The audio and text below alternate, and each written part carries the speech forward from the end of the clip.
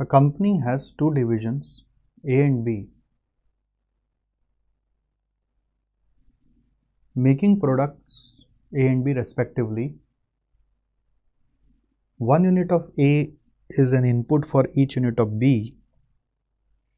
B has a production capacity of 45,000 units and ready market. Other information available regarding division A are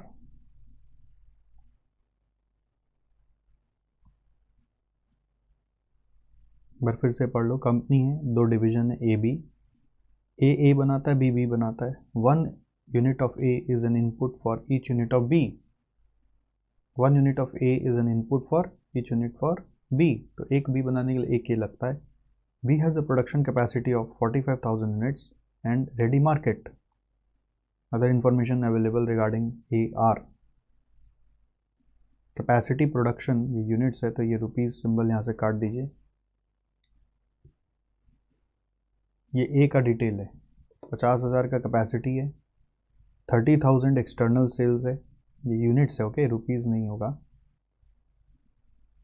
fix cost, ये एक नया चीज़ है, इसको ध्यान दे के करना है. अप टू 30,000 यूनिट्स आपका 4,30,000 है, ठीक है. Beyond 30,000 units it increases by ₹50,000 for every additional 10,000 units, ठीक है.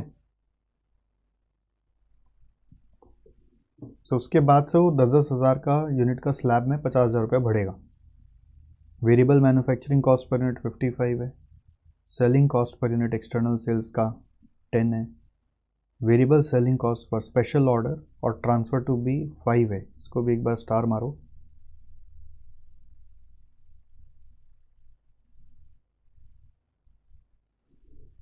Selling price in external market 80 है. Selling price of special sales 70 है. तो यहाँ पे सेलिंग प्राइस एक्सटर्नल मार्केट और एक स्पेशल सेल्स दो नया दिया हुआ है. ए में कैपेसिटी है 50,000, बाजार में 30,000 देता है. स्पेशल सेल्स क्या समझते हैं, बट कॉस्ट आपको एक्सटर्नल सेल्स का अलग दिया हुआ है, स्पेशल ऑर्डर या ट्रांसफ़र का अलग दिया हुआ है. और सेलिंग प्राइस एक्सटर्नल सेल्स का दिया हुआ है, स्पेशल सेल्स का दिया हुआ है. अभी ट्रांसफ़र प्राइस पे जिक्र नहीं किया है. B can buy the input A from outside at a slightly incomplete stage at 45 per unit and will incur subcontracting charges of ₹30 per unit to match it to the stage at which it receives goods from division A. इसका मतलब B अगर बाजार से लेगा तो उसका net cost, net purchase cost बाजार से 75 पड़ जाएगा, क्योंकि 45 में लेगा फिर 30 खर्चा कराएगा. B is willing to pay a maximum of 75, इसलिए वो 75 से ज़्यादा देना नहीं चाहता है. If A supplies its entire demand of 45,000 units, but condition है कि A पूरा देगा तभी हम लेंगे. इंटायर डिमांड मतलब B को 45,000 यूनिट्स चाहिए, तो B बोलता है मुझे पूरा 45,000 दोगे तो मैं तुम्हें 75 मैक्सिमम दे सकता हूँ. If A supplies lesser quantity, B is willing to pay only 70 rupees per unit. A को बोल दिया वो अगर तुम कम सप्लाई करोगे तो मैं तुम्हें 70 करके देना चाहता हूं, ठीक है. A has also received a special order for 15,000 units. अब स्पेशल ऑर्डर की बात कर रहे हैं. विच इट नीड्स टू इधर एक्सेप्ट इन फुल और रिजेक्ट. कंडीशन है पूरा लो या पूरा छोड़ो. डिवीजन ए में choose to avoid variable selling cost of ₹5 per unit on transfer to B or special order by incurring a fixed overheads of ₹50,000 per annum instead.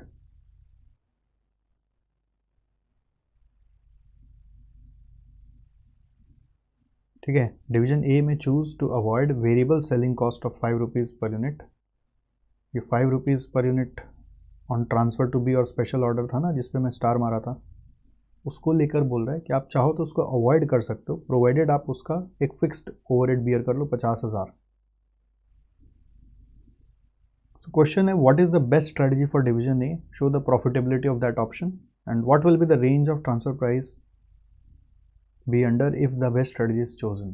So question यही है best strategy है। Best strategy question इतना open ended होता है ना कि mind काम ही नहीं करता है कि क्या करना चाहिए, अरे बाप रे ये कैसे सोचे। इसलिए ये क्वेश्चन को मैं इंपॉर्टेंट बोलता हूँ। पहले क्वेश्चन को फिर से समझते हैं कि यहाँ पे हुआ क्या मैटर। कंपनी है, ये आप कॉपी में कर लो। डिवीजन ए है, डिवीजन बी है,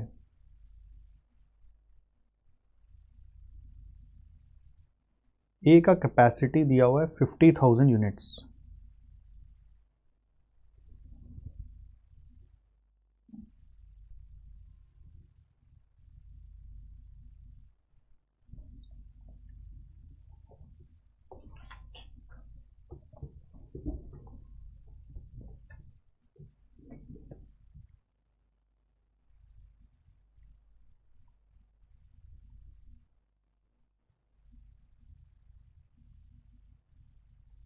ठीक है,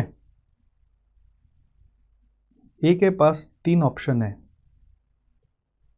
एक्सटर्नल सेल्स, स्पेशल ऑर्डर या ट्रांसफर।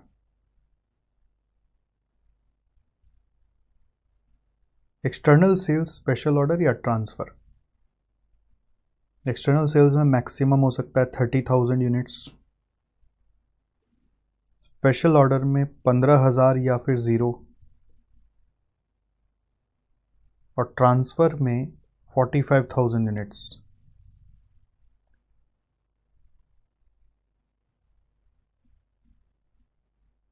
अब इसमें भी 2 केस बना दिया गया है, क्या तो लेस देन 45 दे सकते हो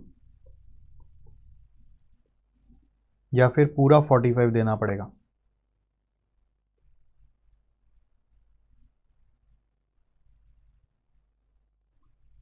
सो सेलिंग प्राइस अगर एक्सटर्नल का देखें तो 80। सारा जो खेल होता है ना सम्स का, वो यही होता है, ये एनालिसिस ही होता है। ये ठीक से क्वेश्चन में क्या दिया हुआ अगर आप रीड करते समझ पाए तो ही आपका काम बनेगा। और हम लोगों का तो अनुभव इतना हो गया है कि हम लोग को सब हल्का लगता है, बट आपके लिए तो ये टेक्निकल है ना। अरे सर ने बनाया, हाँ हाँ हाँ हाँ यही दिया हुआ था, सही है सही है। बट ये चीज़ पूरा आपको कैसे समझ में आए, यही सबसे बड़ा चैलेंज। ठीक है, आप क्वेश्चन पढ़ के जब तक खुद से अटेम्प्ट नहीं करोगे आपको समझ नहीं आएगा। कभी कुछ छूटेगा कभी कुछ छूटेगा, करते करते अभ्यास हो जाएगा। 80 है स्पेशल ऑर्डर,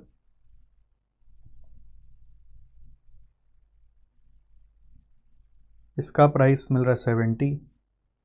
यहाँ पे मैक्सिमम देने रेडी है 70,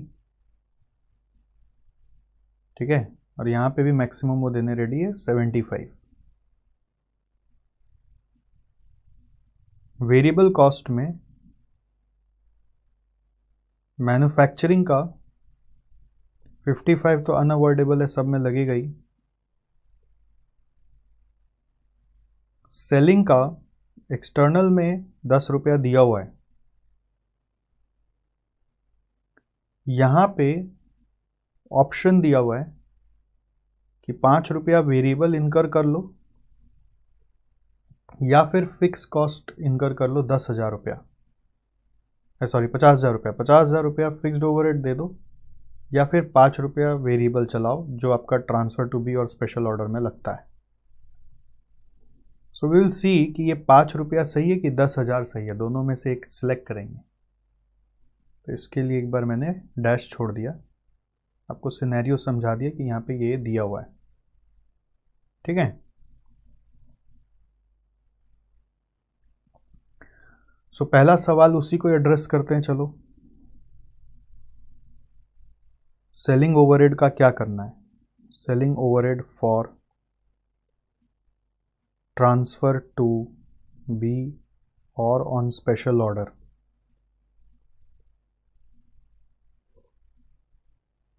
इसका ऑप्शन 1 है कि आप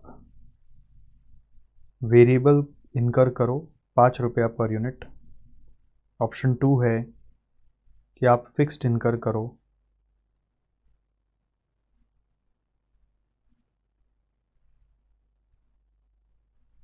₹50,000।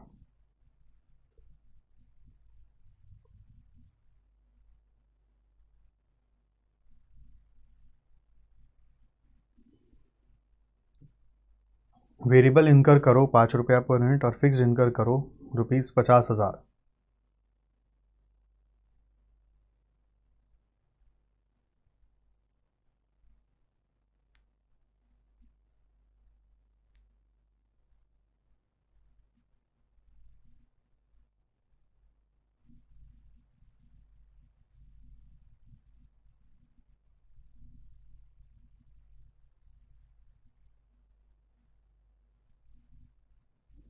सो इसका डिसीजन मेकिंग कैसे होता है, हम लोग एक इंडिफरेंस पॉइंट निकाल लेते हैं जनरली।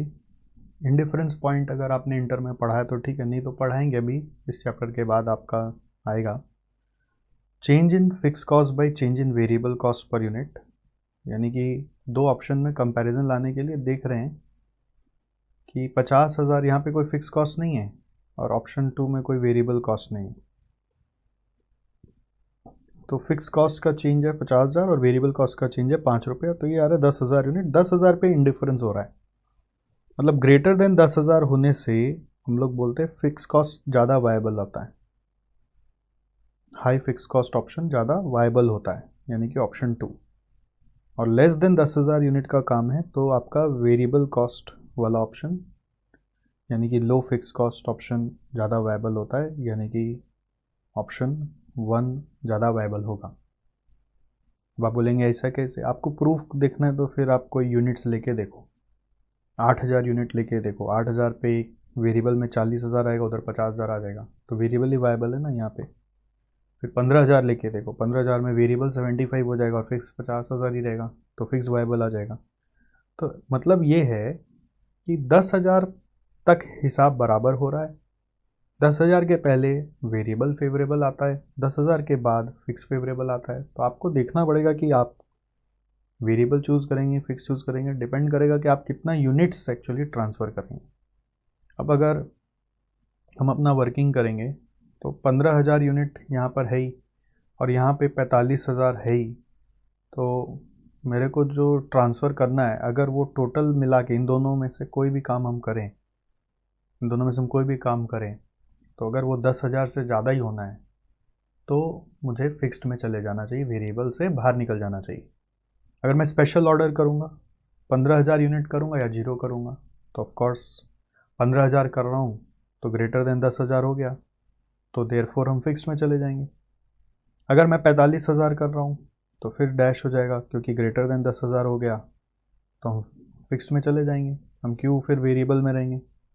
अब लेस देन 45,000 का भी क्वेश्चन मार्क है कि वो कितना लेस होगा, ठीक है, वो कितना लेस होगा ये क्वेश्चन मार्क है, इसलिए जब वो क्लियर हो जाए तो आप उसके अकॉर्डिंग डिसाइड कर लेना। फॉर द टाइमिंग एक बार फिक्स्ड मान के ही करो, कि मान लो हम फिक्स्ड ही खर्चा करेंगे, तो एक बार आपका कंट्रीब्यूशन पर यूनिट आ जाएगा, जिससे आपको आगे एनालिसिस करने में ईजी लगेगा। सो 80 माइनस 65 कर रहे हैं, तो यहाँ पे आ रहा है 15, यहाँ पे भी आ रहा है 15, यहाँ पे भी आ रहा है 15, बट यहाँ पे आ रहा है 20। समझ में आ रहा है आपको?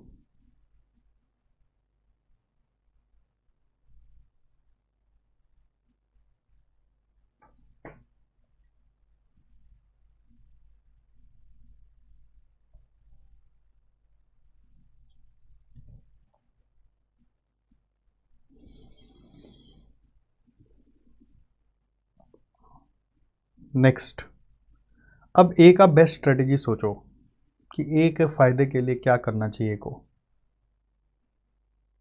क्लियर दिखता है कि उसका सबसे ज़्यादा फायदा किधर है, जिसमें उसका कंट्रीब्यूशन सबसे ज़्यादा है, जिसमें उसका कंट्रीब्यूशन सबसे ज़्यादा है उसी में उसका क्लियर फायदा है, ठीक है। तो ए क्या चाहेगा प्रेफरेंस में, मैं 45,000 यूनिट बी को दे दूं और बचा हुआ 5,000 यूनिट, 50,000 का कैपेसिटी है ना, बचा हुआ 5,000 यूनिट से स्पेशल ऑर्डर कर सकता हूं, नहीं होगा तो 15,000 या 0 करो। तो एक्सटर्नल मार्केट में बेच दूंगा, हो गया, ए का बेस्ट स्ट्रेटजी निकल गया। तो ए को 50,000 यूनिट बेचने का मन हो रहा है, 45 इधर और 5 इधर। अब एक और ट्विस्ट है, फिक्स कॉस्ट को लेकर 30,000 तक तो 430 था, हर 10,000 यूनिट के कारण 50,000 लग रहा है। तो हमारा वो 30,000 यूनिट ही अगर हमें बनाना होता तो हम कहीं पर भी मिनिमम कंट्रीब्यूशन 15 रुपया तो कमा ही रहे ना।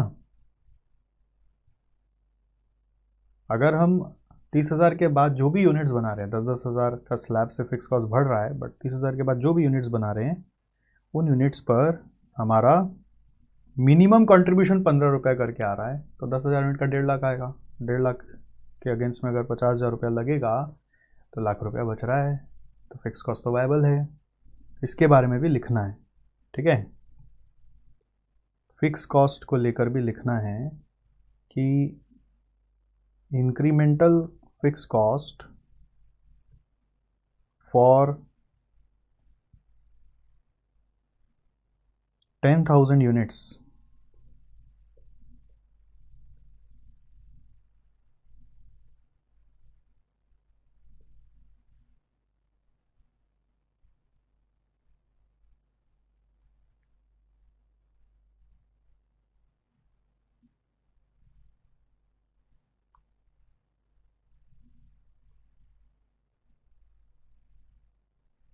is rupees 50,000.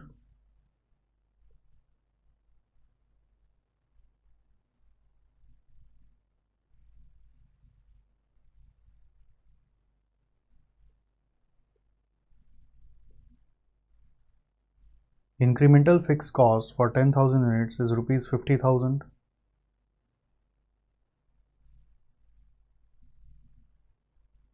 But incremental contribution, even least, is rupees 15 per unit. So therefore net benefit from additional 10,000 units is equal to 1 lakh आ जाएगा ना, 15 इंटू 10,000, 1.5 लाख माइनस 50,000।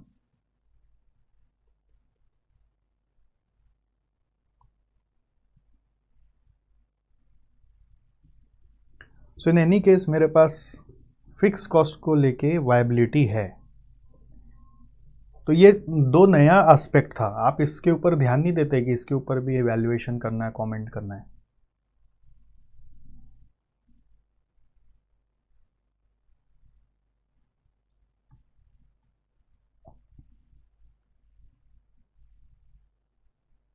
आगे बढ़े।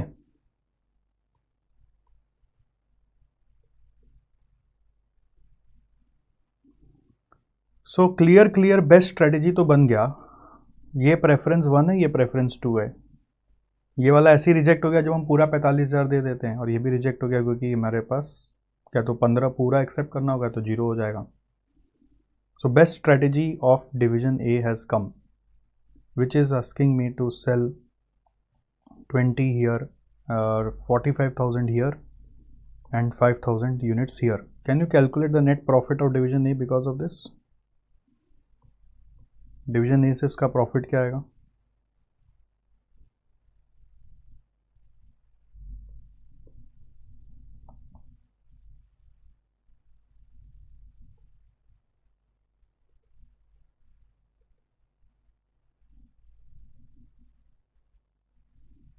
प्रॉफिटेबिलिटी ऑफ डिवीजन ए क्या आएगा इस स्ट्रेटेजी से?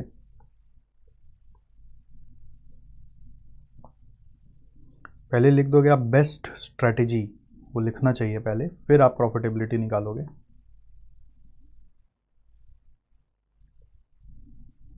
To maximise its profitability,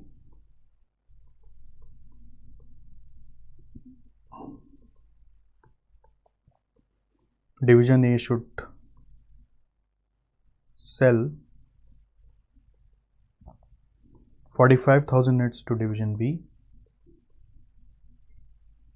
and 5,000 units in external market.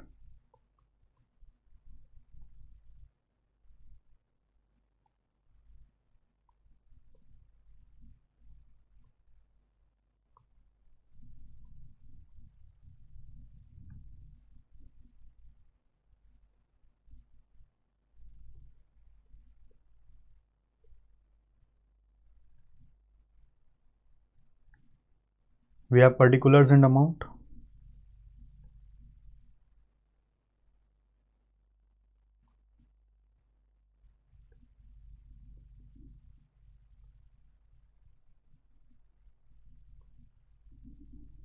From transfer to division B, 45,000 into 20, 9 lakhs. From external sales, 5,000 into 15, 75. So 975 less fixed cost. Manufacturing का 430 था plus 50,000 का 2 slab, 10,000 का एक slab था ना 50,000 यूनिट पहुंचाने के लिए। यहाँ से 30,000 है, यहाँ से 10,000 है, यहाँ से 10,000 है, तो 530। देन सेलिंग कॉस्ट वो फिक्स कर दिया था हमने 50,000, तो नेट आ रहा है 395।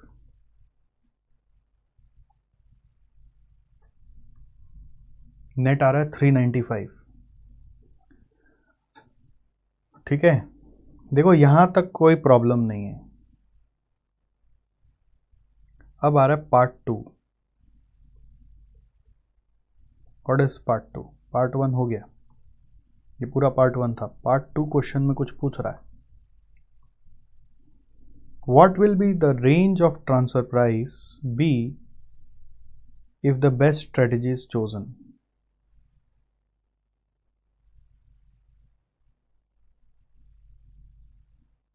अगर बेस्ट स्ट्रेटेजी चूज कर लिया तो रेंज ऑफ ट्रांसफर प्राइस क्या हो सकता है?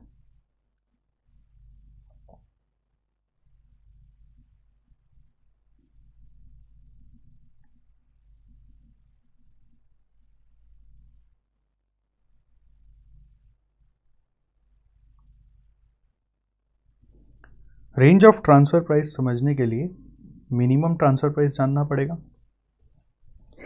Excuse me. Minimum transfer price जानने के लिए मेरे को पहले ये जानना पड़ेगा, अगर हम ट्रांसफर नहीं करते तो हम क्या करते। विदाउट ट्रांसफर मेरा पोजीशन क्या होता है? जैसे आपको याद हो वो कैपेसिटी कांस्टेंट वाला क्वेश्चन में हम लोग करते थे ना, कि आपका कैपेसिटी अगर लिमिटेड है डिवीजन ए में, तो आप उसके हिसाब से पहले ऑप्टिमम मिक्स टेबल बनाते थे। तो ऑप्टिमम मिक्स टेबल जो आप बनाते थे उससे पता चलता था कि विदाउट ट्रांसफ़र आपका क्या पोजीशन है। तो अगर ट्रांसफ़र का ऑप्शन ही हमारे सामने नहीं होता तो हम क्या कर रहे होते? सोचो, ट्रांसफ़र का ऑप्शन ही हमारे पास नहीं हो रहा होता तो हम क्या कर रहे होते?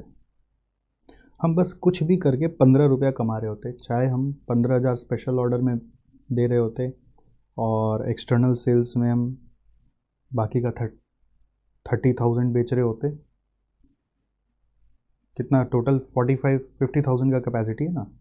तो ऑप्शन 1 क्या होता? हम 15,000 स्पेशल ऑर्डर में दे रहे होते और 30,000 फिर एक्सटर्नल सेल्स में दे रहे होते, तो 45,000 यूनिट हम बेच रहे होते, 15 रुपये करके कमा रहे होते। या फिर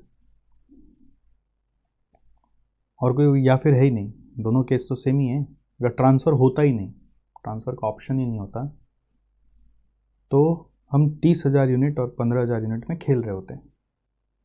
ठीक है, तो 45,000 हुआ।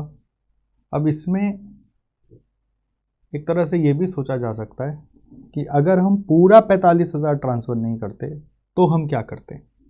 एक मैं सोच रहा हूँ कि ट्रांसफ़र ही नहीं हो रहा है, तो मेरे पास ये 2 ऑप्शन है। तो मेरा जो कंट्रीब्यूशन आता वो ये 15 इंटू 15,000 और 15 इंटू 30,000 करके आता। ठीक है, बट एक और ऑप्शन है सोचने का कि आप ये मत सोचो कि पूरा ट्रांसफ़र नहीं है, आप ये सोचो कि 45,000 ट्रांसफ़र नहीं करें तो 15 रुपया करके आप 3 ऑप्शन में कमा सकते हो ना। फिर कि आप क्या तो एक्सटर्नल सेल्स कर रहे होते 30,000, स्पेशल ऑर्डर में दे रहे होते 15,000 और 5,000 यूनिट ट्रांसफ़र कर रहे होते, तो फिर कंट्रीब्यूशन आपका ये तीनों मिला के आ रहा होता। अपना यूनिट्स 50,000 को तीनों में बांट दिए होते। इसमें ना ICAI ने काफ़ी कन्फ्यूजन क्रिएट किया कि एक बार जब सोल्यूशन दिया था फर्स्ट टाइम, तो आपका 15 और 30 को लेके दिया। फिर दूसरी बार सोल्यूशन अभी दे दिया नया, जिसमें 15, 30 और 5 को दे दिया कि विदाउट ट्रांसफ़र मत सोचो, आप सोचो without transfer of 45,000 units to B, ऐसे सोचने बोल रहा है। ठीक है, जैसे इंस्टीट्यूट सोचने बोल रहा है वैसे ही सोचते एक बार। Without transfer of 45,000 units to division B, what division A would have done. तो डिवीजन ए का क्या सिनेरियो होता, division A strategy would have been, वो क्या करता, वो 30,000 एक्सटर्नल में बेच देता, 15,000 का स्पेशल ऑर्डर ले लिया होता और 5,000 यूनिट वो डिवीजन बी को दे रहा होता।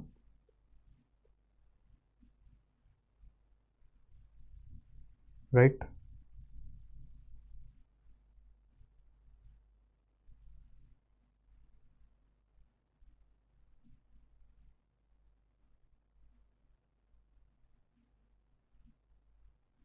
आई होप आपको समझ में आ रहा है।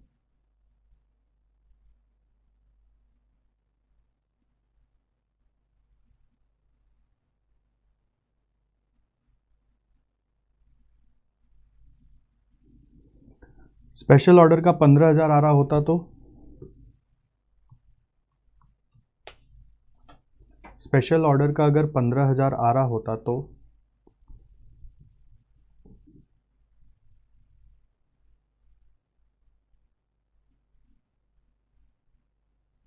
स्पेशल ऑर्डर का 15,000 आ रहा है अगर, तो फिर वो सेलिंग एक्सपेंस तो फिक्स्ड वाला ही रहता, सेलिंग एक्सपेंसेस जो भी रहता वो फिक्स्ड वाला ही रहता, क्योंकि आपका अल्टीमेटली ग्रेटर देन 10,000 यूनिट हो ही रहा है स्पेशल ऑर्डर और ट्रांसफ़र में लाके।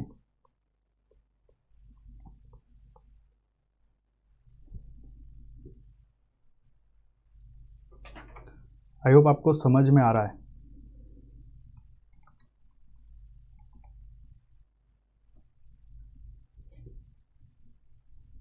विदाउट ट्रांसफ़र हम ये कर रहे होते हैं, अब विथ ट्रांसफ़र हम क्या कर रहे हैं।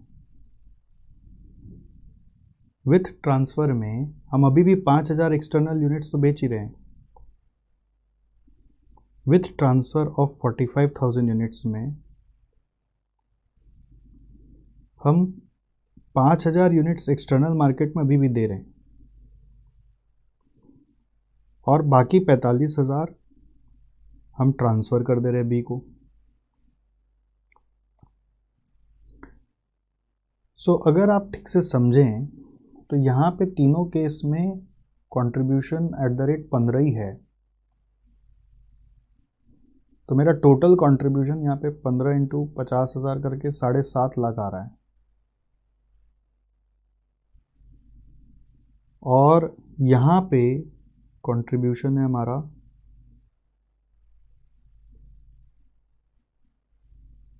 मालूम नहीं, इसका तो पता नहीं, एक्सटर्नल का 15 है तो ये आपका 15 इंटू 5 75,000 आ ही रहा है। इसका पता क्यों नहीं, क्योंकि वही तो वर्कआउट करना है ना। अभी ट्रांसफ़र प्राइस निकाल रहे हैं तो इसका कंट्रीब्यूशन कैसे ले सकते हो, इसका ट्रांसफ़र प्राइस ही नहीं मालूम, अभी मिनिमम ट्रांसफ़र प्राइस निकाल रहे हो इसलिए इसका पता नहीं।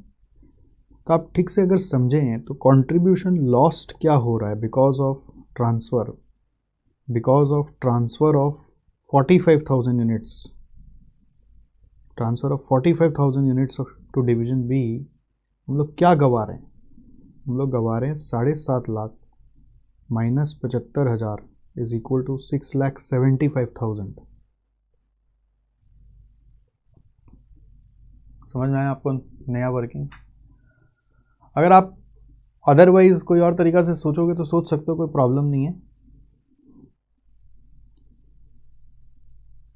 और कोई तरीका से आप सोच सकते हो, बट ये एक तरीका है जिससे थोड़ा एनालिसिस अच्छा भी हो गया और समझ में आया कि पहले इसको मैं जब करा रहा था ना तो विदाउट ट्रांसफ़र ऑफ 45,000 यूनिट्स नहीं सोच रहा था, सोच रहा था विदाउट ट्रांसफ़र, तो ये वाला ही कंट्रीब्यूशन लॉस ले रहा था सिर्फ 45,000 यूनिट्स का। ठीक है, बट अभी क्या ले रहा हूँ, नहीं ये 5,000 को भी इसमें इंक्लूड कर लिया, तो अकॉर्डिंगली कंट्रीब्यूशन लॉस्ट चेंज हो गया। कि अगर हम 45,000 नहीं ट्रांसफ़र कर रहे होते तो हम 5,000 कर रहे होते, दोनों में से एक हम कर रहे होते। ये सोच के हम लोग वर्किंग कर रहे हैं। So what should be the minimum transfer price? Minimum transfer price has to be variable cost plus contribution lost. So variable cost, if you remember, was 55 and contribution lost is 675, and we are transferring how many units? 45,000 units. So the result will be 675 divided by 45,000 plus 55. Answer is coming here 70 rupees. Answer is coming here 70 rupees.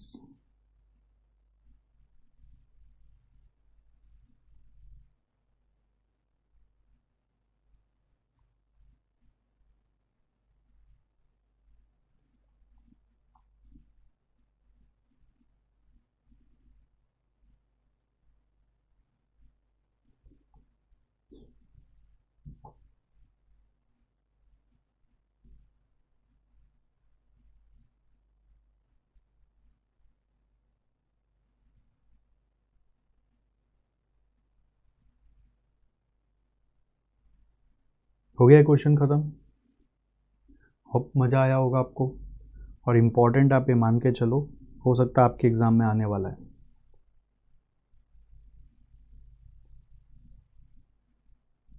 अब इसका आप solution एक बार पढ़ लीजिएगा, जो मैं बताया हूँ वही लिखा हुआ है।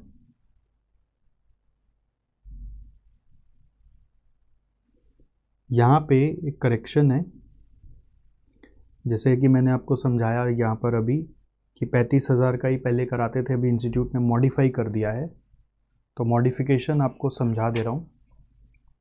थोड़ा सा यहाँ पे करेक्शन कर लो मेरे साथ साथ पार्ट 2 में।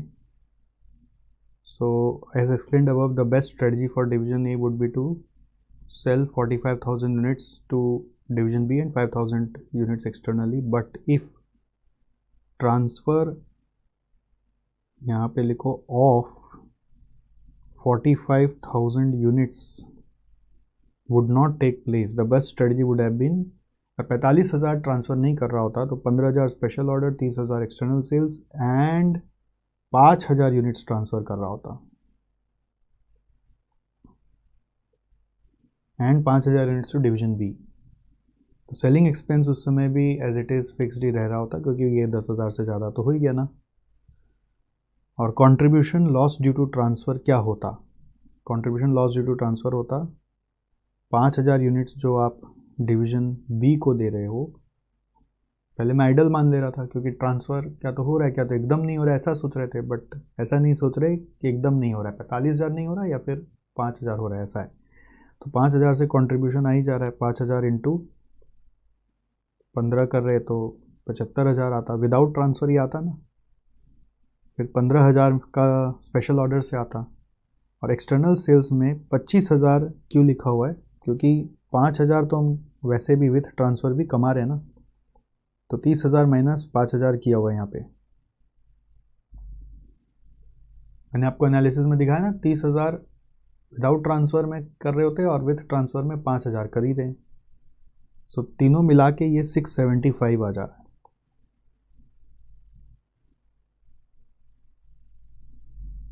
पचहत्तर, 2 25 और 3 75 को ऐड कर देंगे ना, 675 आ रहा है। फिर इस 675 को आप अपना अपॉर्चुनिटी कॉस्ट बनाएंगे, तो ये आंसर आपका 70 रुपीज़ आ रहा है।